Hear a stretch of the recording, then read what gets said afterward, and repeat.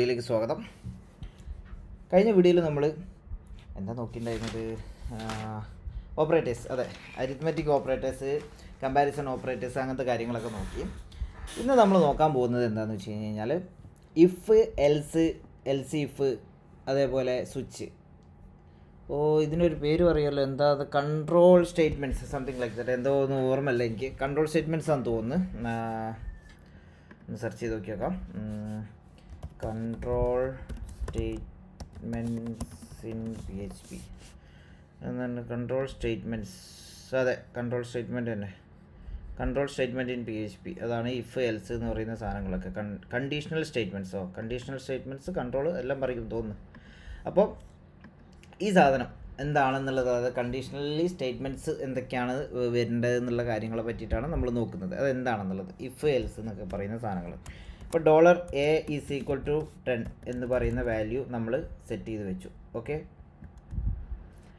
ഇനി നമുക്ക് ചെക്ക് ചെയ്യണം. നേരത്തെ തൊട്ട് മുന്നത്തെ വീഡിയോയിൽ നമ്മൾ ഇഫ് കാര്യങ്ങൾ നോക്കിയിട്ടുണ്ടായിരുന്നു. അതായത് ഇഫ് $A = 10 ആണെങ്കിൽ കേളി ബ്രാക്കറ്റ് ഓപ്പൺ ചെയ്യുന്നു, ഇതിൻ്റെ ഉള്ളിൽ echo the value is 10. Okay, if $A = 10 ആണെന്നുണ്ടെങ്കിൽ ആ ഇഫിൻ്റെ ഉള്ളിലേക്ക് കയറി, ഇതിൻ്റെ ഉള്ളിലേക്ക് കയറിയിട്ട് എന്താവുമെന്ന് വെച്ച് കഴിഞ്ഞാൽ ഈ വാല്യൂവിനെ പ്രിൻറ്റ് ചെയ്യും. ഓക്കെ, നമുക്കൊന്ന് റൺ ചെയ്ത് നോക്കി നോക്കാം വരുന്നുണ്ടോ എന്നുള്ളത്. ഇതുണ്ടല്ലേ, ദ വാല്യൂ ഈസ് 10 എന്ന് പറഞ്ഞിട്ട് നമ്മളവിടെ കൊടുത്ത വാല്യൂ വരുന്നുണ്ട്. ഇനി ഇതിനെ ഞാൻ ജസ്റ്റ് മാറ്റി 8 ആക്കുകയാണ്. ഓക്കെ, അപ്പോൾ ഈ കണ്ടീഷൻ സാറ്റിസ്ഫൈ ചെയ്യുമോ? ഇല്ല.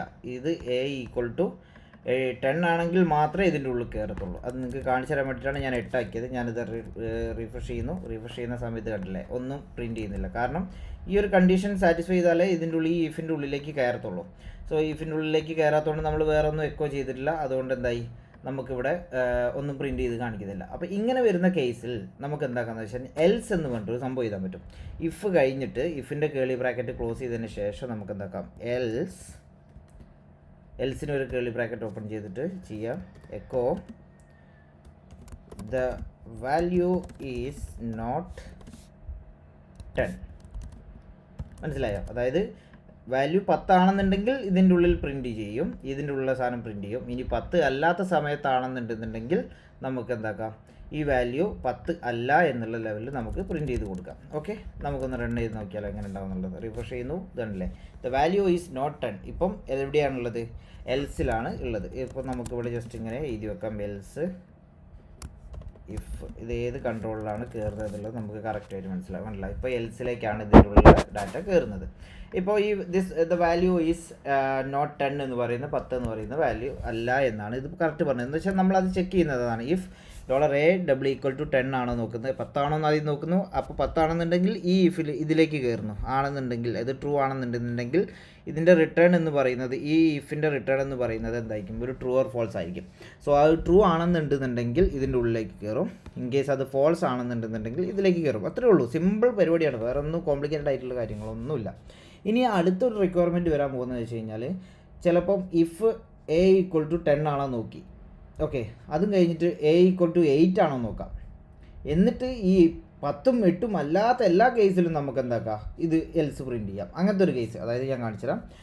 ഇഫ് എൽസ് ഇഫ് എന്ന് പറഞ്ഞിട്ട് നമുക്കിവിടെ എഴുതാൻ പറ്റും. എൽസ് ഇഫ്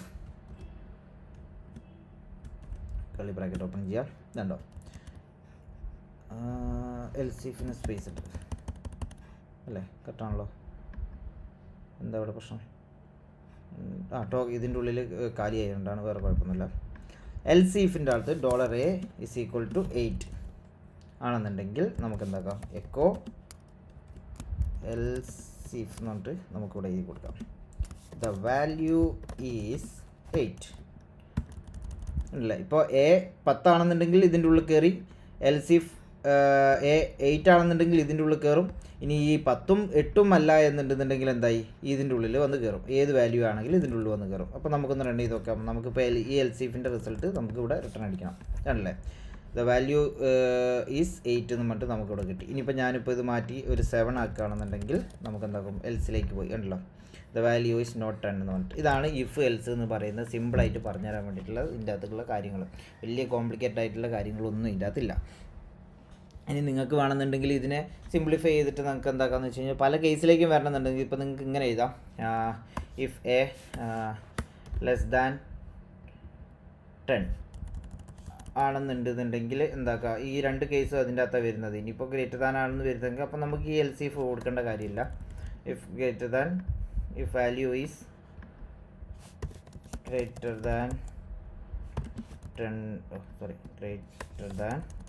10 ആണെന്ന് എഴുതി വെക്കാം. അതല്ല, ഇത് വലുതാണ്, അല്ലാത്തത് എൽസിലേക്ക് വരുന്നത് ഈസ് ലെസ് ദാൻ 10 ആണെന്ന് പറഞ്ഞിട്ട് എഴുതി വെക്കാം. അതല്ല, if the value is greater than 10 sorry, operator മാറിപ്പോയി. ഇതാണ് ഓപ്പറേറ്റർ മാറിപ്പോയി, എൻ്റെ കോഡ് തന്നെ തെറ്റിപ്പോട്ടാ. 10 കൂടുതലാണെന്നുണ്ടെങ്കിൽ the value is less than 10 ആണ് ഇപ്പോൾ നമുക്ക് അടിക്കുന്നത്. കാരണം എന്താ വെച്ചാൽ ഇവിടെ 7 ആണുള്ളത്, അതുകൊണ്ട് ഇത് എൽസിലാണ് കയറിയിരിക്കുന്നത്. നമുക്കൊന്ന് 17 ആക്കി വെക്കാം. റിഫ്രഷ് ചെയ്യുന്നതുണ്ട്. If the value is greater than 10 എന്ന് പറഞ്ഞിട്ട് നമുക്കിവിടെ കിട്ടിയിട്ടുണ്ട്. സോ ഇതാണ് ഇഫ് എൽസ് എൽസീഫ് എന്ന് പറയുന്നത്. ഇഫ് എൽസ് ആണ് കോമൺലി യൂസ് ചെയ്യുക. എൽസീഫിലേക്ക് വരികയാണെന്ന സമയത്ത് 1-2 കേസും ഇപ്പോൾ 10ന് പുറമെ നിങ്ങൾക്ക് ഇനിയിപ്പോൾ 10ൻ്റെയും 15ൻ്റെ ഇടയിലാണ് വരുന്നതെന്നുണ്ടെങ്കിൽ നിങ്ങൾക്ക് എന്തൊക്കെ ഒരു എൽസീഫും കൂടിയിട്ട് വേറെ എഴുതിയിട്ട് അങ്ങനെ ചെയ്യാം. അപ്പോൾ ഇഫ് എൽസ് എന്ന് പറയുന്ന സംഭവം ഇതാണെന്നുള്ളത് മനസ്സിലാക്കാം. ഇനി മൾട്ടിപ്പിൾ ഇത് വരിക, ചെക്കിങ് വരിക എന്ന് വിചാരിക്കാം. ഓക്കെ, അതെങ്ങനെയാണെന്ന് വെച്ച് കഴിഞ്ഞാൽ നിങ്ങൾക്കിപ്പം ഒരു വാല്യൂ ഇപ്പോൾ എയിൽ നിങ്ങൾക്ക് 5 ആണെന്നുണ്ടെങ്കിൽ ഒരു കാര്യം ചെയ്യണം. അതേപോലെ 10 ആണെന്നുണ്ടെങ്കിൽ 1, 8 ആണെങ്കിൽ 1, പിന്നെ 15, 20 എല്ലാത്തിനും ഓരോരോ കാര്യങ്ങൾ എഴുതണം എന്ന് വിചാരിക്കുകയാണെങ്കിൽ അത് ഈ എൽസിഫ് എഴുതുന്നത് നല്ല വൃത്തിയുള്ളൊരു കോഡിൽ എഴുതുന്നത് ശരിയാവില്ല. അതിന് വേണ്ടിയിട്ടുള്ളൊരു സാധനമാണെന്ന് വെച്ച് കഴിഞ്ഞാൽ ഒരൊറ്റ വേരിയബിളിൻ്റെ പല കേസസ് നിങ്ങൾക്ക് ചെക്ക് ചെയ്തിട്ട് അതിൻ്റെ നോക്കാൻ വേണ്ടിയിട്ടുള്ള കാര്യമാണ് സ്വിച്ച് എന്ന് പറയുന്ന സാധനം. സ്വിച്ച് എന്ന് പറഞ്ഞിട്ടുള്ള PHPൻ്റെ അകത്തുള്ള ഒരു സാധനമാണ് സ്വിച്ച്. അത് PHPയിൽ മാത്രമല്ല എല്ലാത്തിലും ഉള്ളതാണ്. ഈ സ്വിച്ചിൻ്റെ ഉള്ളിൽ ഫസ്റ്റ് ചോദിക്കും ഏത് വേരിയബിൾ ആണെന്നുള്ളത്. സപ്പോസ് നമ്മൾ വേരിയബിൾ ഏതവിടെ എ എന്ന് പറയുന്ന വേരിയബിളിൻ്റെ വാല്യൂ കേസ് ഏത് വേണ്ട നമുക്ക് 10 എന്ന് പറയുന്ന കേസിലേക്ക് വരുന്ന സമയത്ത് നമുക്ക് എന്താക്കാം, ഇവിടെ എക്കോ ദ വാല്യൂ ഈസ് 10 എന്ന് പറഞ്ഞിട്ട് നമുക്ക് ഇട്ട് കൊടുക്കാം. ഇനി ഇതിലൊരു ഡിഫോൾട്ടും ഉണ്ടാവും. ഡിഫോൾട്ട് എന്ന് വെച്ച് കഴിഞ്ഞാൽ നമ്മളിപ്പോൾ ഈ 10 അല്ലാണ്ട് ഇനിയിപ്പോൾ ഈ 10 അല്ലാണ്ട് ബാക്കി എല്ലാ കേസിലും വരുന്ന സ്ഥലത്ത് എന്തൊക്കെയാണ് ഏതെങ്കിലും വരികയാണെന്നുണ്ടെങ്കിൽ അപ്പോൾ അത് വരാം. So the value is not in the case എന്ന് പറഞ്ഞിട്ട് നമുക്ക് ജസ്റ്റ് ഒന്ന് എക്കോ ചെയ്ത് നോക്കാം.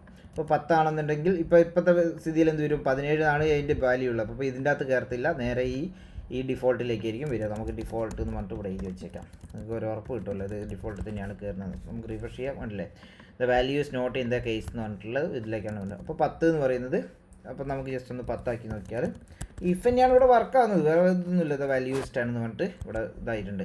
ഇനിയിപ്പോൾ നമുക്ക് എന്താക്കാം, അടുത്ത ഒരു കേസും കൂടി ഇവിടെ ഈ ബ്രേക്ക് കഴിഞ്ഞിട്ട് നമുക്ക് എന്താക്കാം, വേറൊരു കേസും കൂടി ഇങ്ങനെ എഴുതാൻ പറ്റും. വേണ്ട, ഇങ്ങനെ ഒരു കേസും കൂടി എഴുതി കഴിഞ്ഞിട്ട് നമുക്ക് എന്താക്കാം, 15 കൂടി എഴുതി വെക്കാം. Case 15 if the value is 50 എന്ന് പറഞ്ഞിട്ട് നമുക്ക് എൻ്റർ ചെയ്യാം. സോ ഇങ്ങനെ വരുന്ന സമയത്ത് എന്തായി, നമ്മൾ നേരെ 10ൻ്റെ കേസിൽ തന്നെയാണ് ഇപ്പോൾ ഉള്ളത്. കണ്ടില്ലേ, ഈ 10 എന്ന് പറയുന്നത് നമ്മളിത് ഈ വാല്യൂവിനെ എപ്പോൾ 15 ആക്കുന്നോ അപ്പോൾ ഈ 15നെ നമ്മൾ ഈ സ്വിച്ചിലേക്ക് വിട്ടു. സ്വിച്ചിൽ നിന്ന് ഈ 10ൽ നോക്കി, 10ലില്ല, അടുത്ത നോക്കുന്ന എത്ര 15 ആക്കി. അപ്പോൾ 15ൽ വരുമ്പോൾ സമയത്ത് ഈ 15 ആയിരിക്കും ഇവിടെ പ്രിൻറ്റ് ചെയ്യുക. കണ്ടാ, ഇങ്ങനെ നിങ്ങൾക്ക് എത്ര കേസുകൾ വേണമെന്നുണ്ടെങ്കിൽ ഇതാണ് ഒരു വൃത്തിക്ക് എഴുതി പോകുന്ന കോഡ് എന്ന് പറയുന്നത്.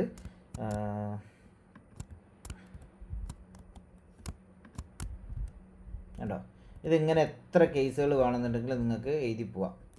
ഇത് നല്ല വൃത്തിക്ക് ഒരു കോഡിൽ എഴുതി വെക്കുന്നതല്ല. അപ്പോൾ അതൊരു 1-2 കണ്ടീഷൻസ് വരെ മാത്രം ഇഫ് എൽസ് യൂസ് ചെയ്യുക. അതിന് മുകളിലേക്ക് വരുന്ന സാധനങ്ങൾ കംപ്ലീറ്റ്ലി എന്താക്കുക, നിങ്ങൾക്ക് സ്വിച്ചും കേസും സ്വിച്ച് വെച്ചിട്ട് മാത്രം അതിനെ ചെയ്ത് പഠിക്കാം. എന്നാലും അത് കറക്റ്റായിട്ട് വർക്കാകുന്നതല്ല. ഇഫ് എൽസിൽ എഴുതി കഴിഞ്ഞാലും വർക്കാവും.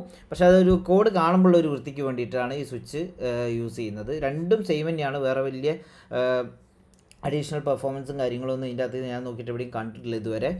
പല സ്ഥലത്തും വായിച്ച സമയത്ത് സ്വിച്ചിന് കുറച്ചുകൂടി പെർഫോമൻസ് ലെവൽ കൂടുതലായിരിക്കും എന്നുള്ള ലെവലിൽ പറയുന്നുണ്ട്. പെട്ടെന്ന് നോക്കുന്നുള്ള ലെവലിൽ പറയുന്നത് കേട്ടിട്ടുണ്ട്. ചിലതിൽ നോക്കുന്ന സമയത്ത് അത് നേരെ തിരിച്ചും പറയുന്നത് കേൾക്കുന്നുണ്ട്. അതുകൊണ്ട് എനിക്ക് വലിയൊരു പിടുത്തം അതിനെ പറ്റിയില്ല. പക്ഷെ എന്തായാലും നിങ്ങൾ കോഡ് എഴുതുന്ന സമയത്ത് കുറച്ചുകൂടി ക്ലിയർ കട്ട് കിട്ടാൻ വേണ്ടിയിട്ട് എന്താണ് ഇവിടെ നടക്കുന്നത്, ഈ വേരിയബിളിന് എന്തൊക്കെയാണ് ചെയ്യുന്നത്, സ്വിച്ച് ചെയ്യുന്നതായിരിക്കും ഏറ്റവും ബെറ്റർ. ഞാൻ സ്വിച്ച് തന്നെ എഴുതാറുള്ളൂ. അപ്പോൾ ഇത്രയേ ഉള്ളൂ സ്വിച്ച് എന്ന് പറയുന്നതും അതേപോലെ കണ്ടീഷണൽ സ്റ്റേറ്റ്മെൻറ്റ്സ് ആയിട്ടുള്ള ഇഫ് എൽസ് എന്ന് പറയുന്ന സാധനങ്ങളും.